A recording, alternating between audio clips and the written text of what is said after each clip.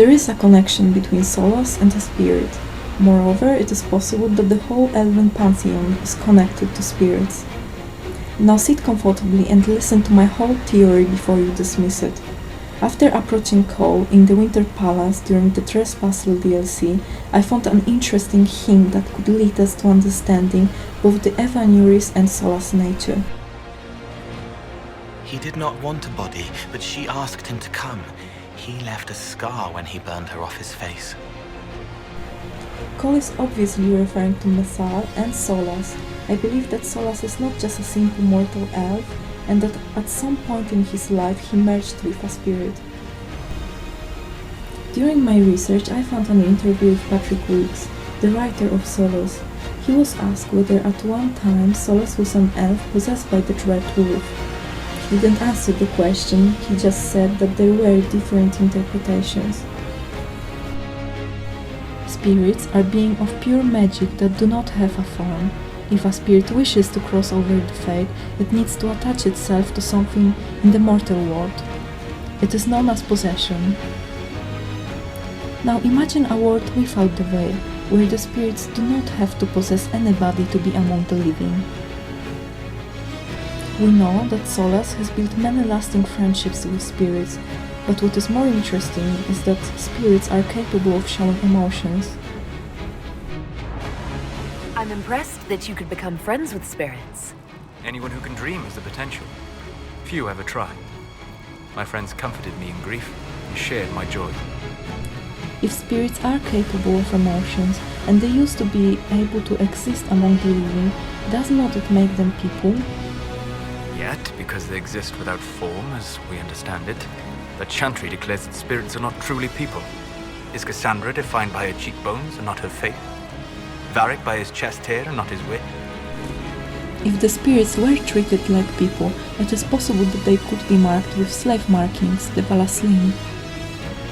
It means that Cole referred to a moment when Messal removed Valaslim from a spirit and gave it a body.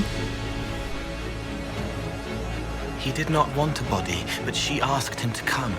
He left a scar when he burned her off his face. I'm sure you are wondering what kind of spirit it was. The answer is simple, a spirit of wisdom. Barefaced but free, frolicking, fighting, fierce.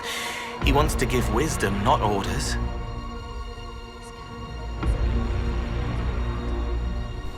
Proofs for the above statement are everywhere. Take the name SOLAS for instance.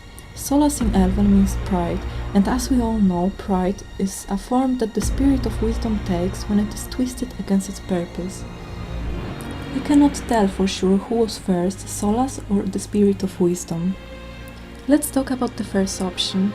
A spirit was first, and by getting a body that was forced upon him against his will, it became pride, SOLAS. There are some events that could twist wisdom to pride, but if I had to take a guess, it would be the creation of the veil. As SOLAS said, a spirit becomes a demon when it is twisted against its purpose. Before, SOLAS' purpose was to spread knowledge about the fake elven gods, the Evanuris. However, once he created the veil, he became guilty of destroying the world of the elves. Elves stopped trusting him and started believing in fake stories made up previously by the Evanuris. Consequently, the spirit of wisdom could not satisfy his purpose, sharing knowledge, causing SOLAS to become weaker and weaker. Why was he becoming weaker? I will explain later. You are Dalish, but clearly away from the rest of your clan. Did they send you here? What do you know of the Dalish? I have wandered many roads in my time, and crossed paths with your people on more than one occasion.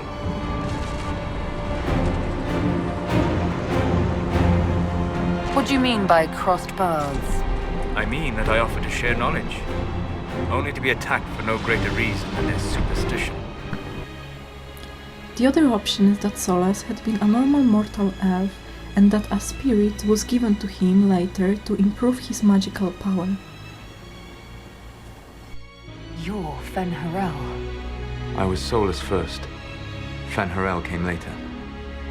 An insult I took as a badge of pride. The Dread Wolf inspired hope in my friends, and fear in my enemies. Not unlike Inquisitor, I suppose. And now you know. What is the old Danish curse? May the Dread Wolf take you? He could mean that he was a mortal first, and a spirit that made him a quasi-god came later. Now let's talk about the balcony scene with SOLAS. Even if you didn't romance Van Harel, he asked the Inquisitor what was she like before the Anchor. He wants to know if the Anchor somehow affected her and her spirit.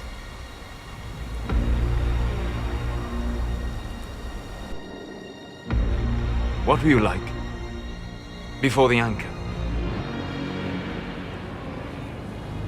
Has it affected you? Changed you in any way? Your mind? Your morals? Your spirit? If it had, do you really think I'd have noticed? No. That's an excellent point. Why do you ask? You show a wisdom I have not seen since my deepest journeys into the ancient memories of the Fade. You are not what I expected.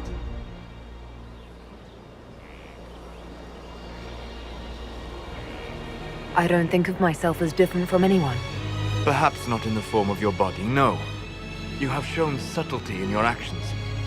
A wisdom that goes against everything I expected. If the Dalish could raise someone with a spirit like yours, have I misjudged them?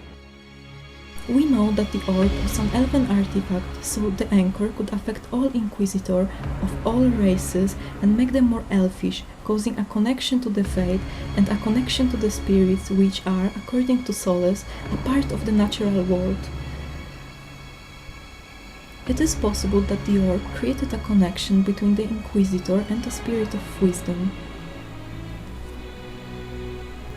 In the same dialogue, if you try to praise Leliana or Cassandra, SOLAS says that he doesn't see the same wisdom in them. Now I want you to watch a fragment of the breakup scene with SOLAS. Listen carefully what he says.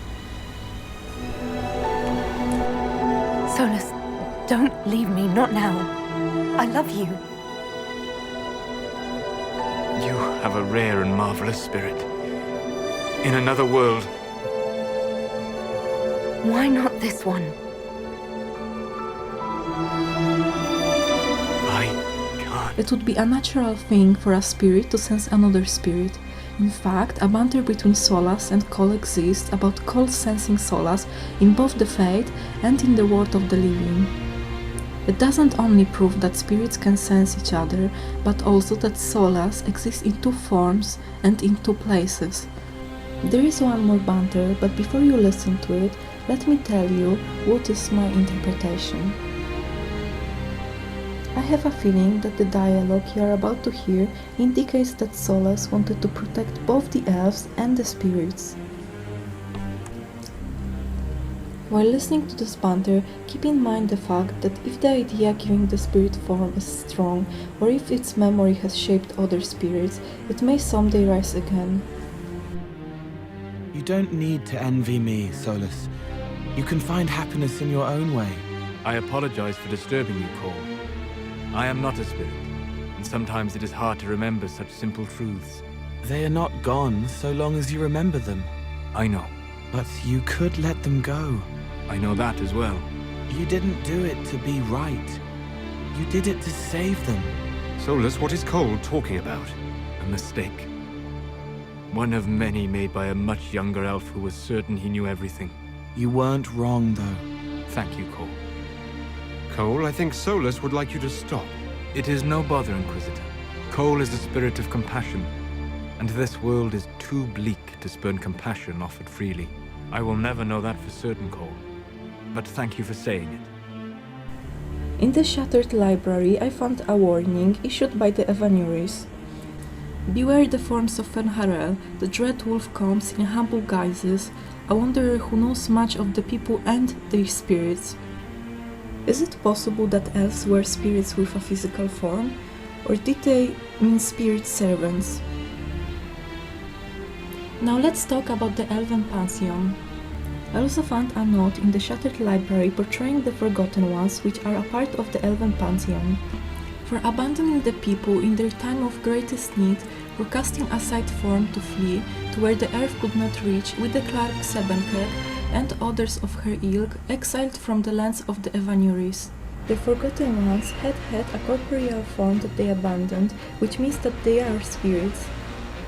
Except for SOLAS, there are two more gods among the Evanuris that have an obvious connection to the spirits. The first is Metal, that could be a spirit of justice. She was a patron of motherhood and justice, and she led the pantheon with her male counterpart Elganan. Surprisingly, Elganan means spirit of vengeance. It means that the elven pantheon was led by a spirit and a demon. The last thing I want us to talk about is the benefits of having or being a spirit. As I told you before, I believe that SOLAS lost his powers when, after creating the Veil, elves turned away from him. Spirits gain power from worshippers' belief and devotion to their cause. Creating the Veil caused SOLAS to lose many of his supporters, consequently he lost his godlike powers. He broke the dreams to stop the old dreams from waking. The wolf chews its leg off to escape the trap. Methal was much more powerful because she is not depicted by the Dalish as a monster. That could be the reason why Fenharel came to her for aid. You should not have given your orb to Corypheus, Red Wolf. I was too weak to unlock it after my slumber. The failure was mine. I should pay the price. But the people... they need me. I am so sorry. I am sorry as well, old friend.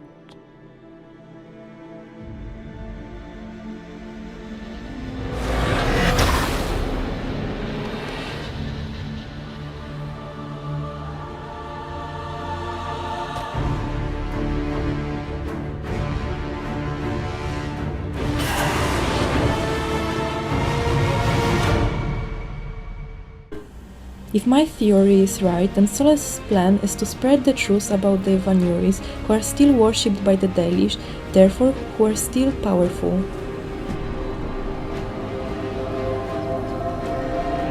Who is this meant to be? Falandine, overseer of funerals and guide to the elven dead. I have heard the Dalish invoke him on their deathbed, or before quests from which they expect no return. My clan's hunters asked for his blessing when we fought bandits. Our keeper taught them the prayers. I do not believe they sing songs about Falandin's vanity. Do you know any legends? It is said Falandin's appetite for adulation was so great, he began wars to amass more worshippers. The blood of those who wouldn't bow low filled lakes as wide as oceans. Mithal rallied the gods once the shadow of Falandin's hunger stretched across her own people. It was almost too late. Falandin only surrendered when his brethren bloodied him in his own temple.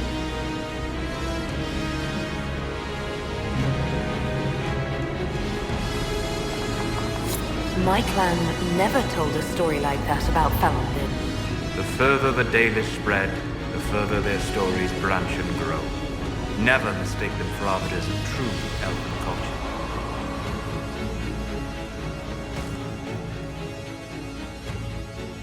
I think I still have more to say about the consequences of this theory, but that's for another video. Talking about you, we need you to settle a question for us. Sarah's involved, so this question will be offensive. Yes, probably. Sorry. You make friends with spirits in the Fade, so, are there any that are more than just friends? If you know what I mean. Oh, really? Look, it's a natural thing to be curious about. For a 12-year-old? It's a simple yes or no question. Nothing about the Fade or spirits is simple. Especially not that. So you do have experience in these matters. I did not say that. Don't panic. It'll be our little secret. Ass. Now who's 12?